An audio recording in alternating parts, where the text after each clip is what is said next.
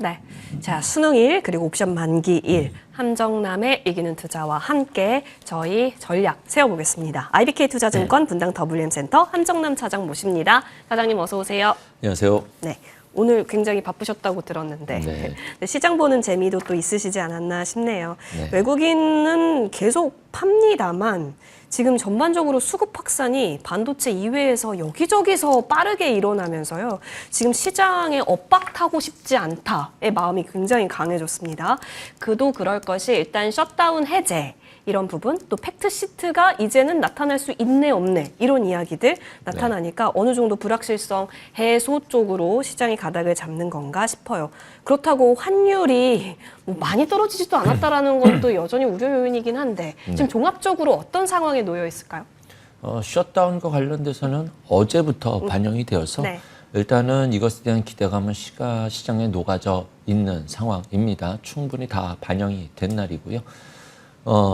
이제 남아있는 변수는 금리죠. 이제 금리가 얼마만큼, 진짜로 90%까지 올라갔던 12월의 금리 인하가 지금 후퇴해가지고 60% 중반에 있지 않습니까? 그래서 이 부분이 다시 좀 시장이 어쨌든 금리는 인하한다라는 방향성이 시장의 신뢰가 쌓일 때까지는 조금 주춤할지도 모른다는 것은 염두에 둬야 되지 않을까 하는데 지금 결정적으로 고용을 보면 금리 인하해야 된다라는 방향이지만 인플레랑 경기 매크로가 굉장히 좋은데?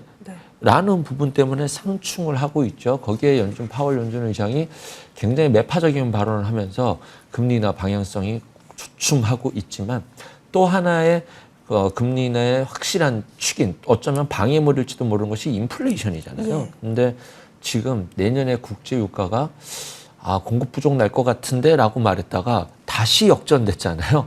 아닌 것 같아.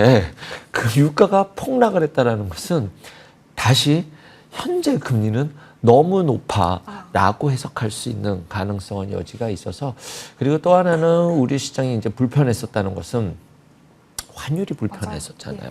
그런데 저는 환율이 시장에서 전혀 개의치 않아 하고 있습니다. 상징적인 환율의 대가 이제 1,500원을 딱 돌파한다. 이러면은 마디 가격을 돌파하면서 시장이 조금 한번 조정을 줄 수 있는 명분으로 써먹을지는 모르겠습니다만 기본적으로 우리나라가 1,200원 박스권에서 1,400원 박스권으로 올라온 이유는 환율이 불편한 것은 경제 위기가 왔거나 글로벌 금융위기가 올 때 환율이 급등하지 않습니까? 근데 지금은 그런 상황이 아니에요. 또는 한국 경제가 압도적으로 안 좋을 때 환율이 올라가면 불편한 요인이잖아요. 그런데 지금 반도체 슈퍼사이클로고 조선, 원전, 방산이 이렇게 좋은데 지금 여기서 한국 경제가 안 좋다 이렇게 볼 수는 없죠. 물론 들여다보면 실물 경제는 고통스러운 건 맞습니다만 주가적인 측면에서는 아니다. 환율이 1,200원대에서 1,400원대로 올라온 이유는 원화 자산이 달러로 바꿔서 비트코인과 미국 증시로 넘어갔기 때문에 여기까지 올라온 것이거든요. 그렇기 때문에 조금 우려가 있는 것은 맞습니다만 어저께 이창용 하는 총재가 무시무시한 발언을 했어요. 채권 시장 벼락 맞았죠. 그래서 이거 우리 여차하면 미국처럼 데이터를 좀 보면서 할 건데 방향을 틀 줄도 몰라라고 해버리니 금리 인상이라는 걸 상상해 버릴 수 있는 그런 이야기까지 나와버리니 채권 시장에 좀 더 충격파가 컸었는데 실질적으로 이것이 환율에 대해서 매우 예의주시하고 있다라는 뜻도 되거든요. 1,500원이 넘어가 버리면 실질적으로는 이제 인플레이션, 우리나라는 원자재 수입국이잖아요. 그래서 인플레 자극이 올 수 있기 때문에 하지만 지금 기재부와 한은은 그것을 보고 있다. 그래서 어느 정도 이제 방어할 수 있는 방법도 갖고 있는 선에 있다라고 우리가 좀 해석하면서 증시가 여기까지 있는 것은 과거 대비해서 이렇게 올라와 있는 이유는 원화 자산이 미국 증시로 떠났거나 코인으로 가 있기 때문이다라고 보시면 될 것 같습니다. 그쪽에 무게 두고 계시네요.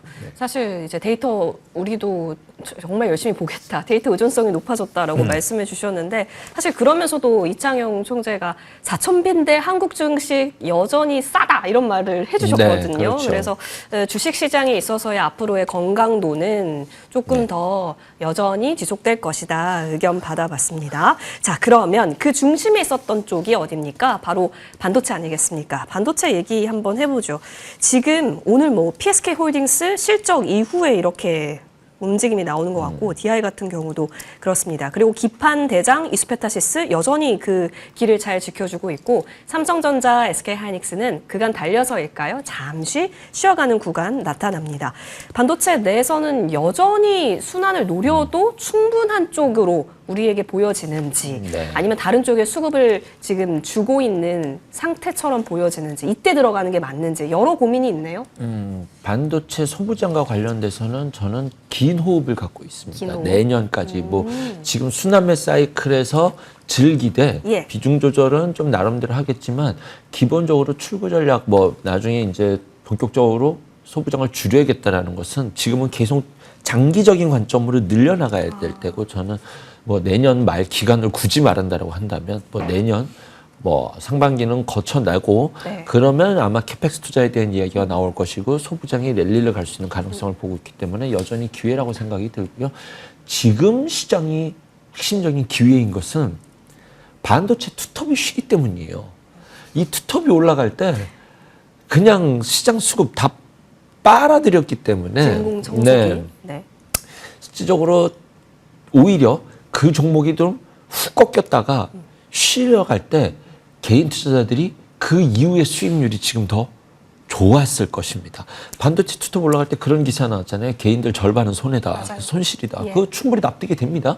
그런데 오히려 그 이후에 지금 시장을 더 즐거워하시는 분이 많으리라고 생각이 듭니다. 그런 관점에서 그럼 삼성전자 하이닉스는 어떻게 될 것 같아? 조금 쉬는 것도 나쁘지 않다. 그런데 지금 꾸역꾸역 버텨내고 있는데 다음 주에 엔비디아 실적 발표하죠. 그 다음부터 이제 핵심적인 주가의 흐름이 이어질 거라고 보여지는데 주가의 방향을 좀 찾지 않을까라는 생각이 드는데 진짜 굳건합니다. 굳건하게 잘 안 빠져요. 예. 그래서 지금은 뭐 급하게 매도하고 나올 상황은 아니겠지만 엔비디아 실적 발표 전후로는 조금 그 경계라는 것의 기본 베이스는 뭐 우리나라 반도체 슈퍼사이클만 보는 것이 아니라 이제 조금 금리의 방향성이라는 것도 함께 염두에 두면서 그거에 대한 대응 전략을 세워야 되지 않을까라는 생각이 들고 요거는 단기적인 뷰고 슈퍼사이클이라는 의미 안에서 중장기 전략은 계속 홀드입니다. 금리가 키일 수 있다라는 네. 의견이 좀 지배적이네요. 자, 12월에 금리 방향성을 확인하기 위해서 이제 데이터 복구가 정상화가 될 수 있을까요? 셧다운 해제를 통해서. 그렇다면 기대감 잘 살려봐야겠습니다.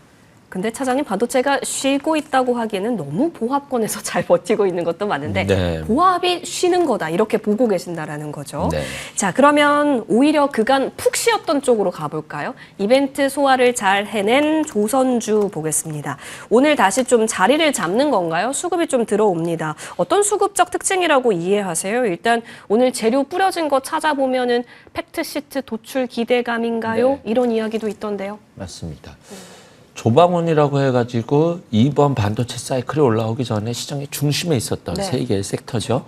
방사는 그 전부터 조금 쉬어가는 흐름이 나왔고 예. 이번에 에이펙 정상회담을 예. 통해서 만우가는 언급도 없네 하면서 완전 쫙 빠졌고 조선주는 에이펙 정상회담 전으로 시장의 색깔이 바뀔 수 있음을 염두에 두셔야 된다라고 말씀을 드렸는데 왜냐하면 원전 조선이 좋은 거는 맞습니다만 주가에 또한 그런 것들이 반영이 되고 재료 소멸이 될 수 있다라는 점을 염두에 두셔야 된다라고 말씀을 드렸었죠. 그리고 나서 주가가 잘 쉬었습니다. 예. 꼭 팩트 시트가 팩트 시트가 예. 아니더라도 죄송합니다. 예. 아니더라도 지금 갖고 있는 수주단에서 굉장히 강력한 수주단을 채워놨고 앞으로 LNG선에 대해서 카타르 쪽이라든가 이쪽 관련된 추가 수주에 대한 기대감도 있고 하나오션이라고 하는 것은 밸류가 높다라고 하는데 하나오션은 우리나라에서 잠수함에 대해서 미국과 직접 손잡고 했었던 적은 없었기 때문에 새로운 밸류를 주는 것이 맞다라고 생각이 듭니다. 그런 관점에서 봤었을 때 시장에 저는 늘 키워드가 좀 쉬어가는 쪽에서 해법을 찾으시면 네. 좀 쉽다, 기회를 얻을 수 있다라고 말씀을 드렸잖아요. 그런 관점에서 만약에 지금 포트를 짠다라고 한다면 조선 원전이 적극적으로 많이 담을 필요는 없겠지만 포트 안에 한쪽 구석을 갖고 놓을 수 있을 만한 조정을 좀 주었다라고 생각이 듭니다. 그래서 조금 조선주는 제 본심은 조선주는 트레이딩 관점으로 가져가 볼 수 있겠다는 생각이 들고 원전은 두산에너빌리티 플러스 현대건설을 보셔야 돼요. 현대건설이 지금 자리라고 한다면 오히려 조금 쉽지 않을까. 그리고 대장주는 소형주들 나오는데 우진 엔텍이라는 종목이 원전에서는 매우 강점이 있는 소형주 단에서의 매력적인 종목이라고 생각이 들고요.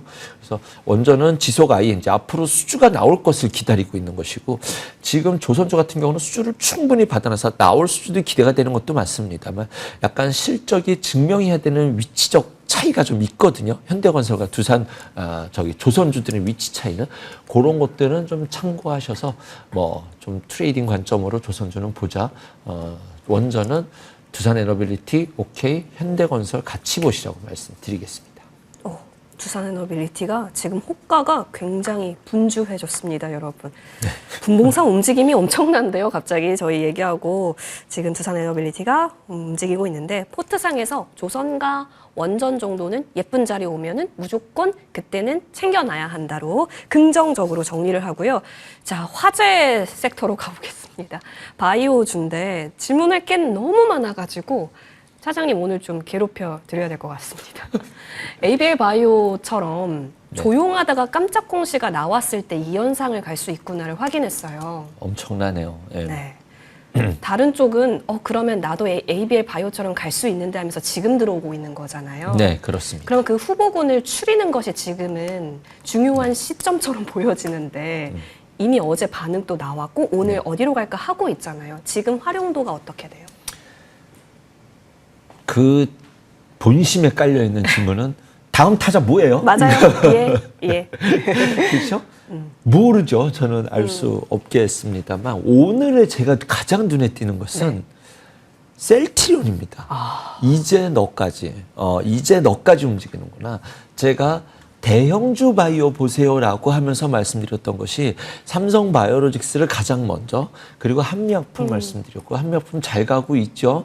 코스피 대형주 바이오도 함께 보실 때가 됐습니다라고 한 것이 한 달쯤 전이었던 것 같아요. 그리고 삼성 바이오로직스가 거래가 정지가 들어가 있는 지금 아마 거래가 터지면 바이오 에피스를 담으려고 기관들이 애를 쓰지 않을까라는 추측은 들어요. 그래서 이제 거래 정지 전에 일정 부분 포트를 담아 놔야 된다. 그리고 그런 것들이 이제 주가 흐름에 나타났었는데 이제 셀트리온 움직인다는 것은 상당한 의미가 있다라고 생각이 듭니다. 여기서 2, 3일 동안 홀딱 올라간 것을 원위치로 상승분을 내려놓지만 않는다면 어떤 추세 방향성을 갖고 가는 그런 특징을 갖고 있는 종목이기 때문에 삼성 바이오로직스가 다시 등장하기 전에 셀트리온을 먼저 좀 담아두는 모습이 좀 시장에 포착되고 있다라고 하면서 셀트리온 그러면 코스피 시총 높은 바이오가 뭐가 있습니까? 셀트리온 그다음에 한미약품 비만 치료제에서 한미약품 과거부터 그랬어요. 굳이